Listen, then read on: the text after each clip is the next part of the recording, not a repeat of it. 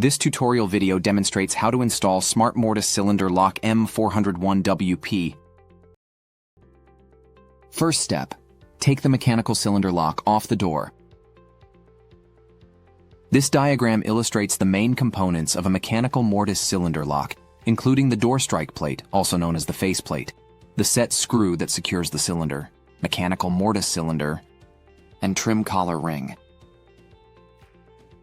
This demo kit equipped with a deadbolt lock, mechanical cylinder, and thumb turn. Use a screwdriver to remove the screws from the strike plate located on the side of the lock. Use a hex key to loose the set screw. Pull the key out a little bit to use it as a thumb turn, then turn it in counterclockwise direction. Second step, install the Smart Mortise cylinder lock. Before screwing the smart lock on, make sure the tailpiece is pointing upward. Quick tips. Use a mark pen to mark positions as shown in the video. Mark the cylinder side aligned with the groove. If the door opens right, mark on the cylinder left side.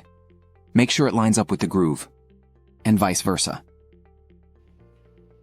Insert the cylinder into the mortise body and screw it in clockwise direction by hand or with provided wrench. Make sure the marked groove point aligns with the set screw.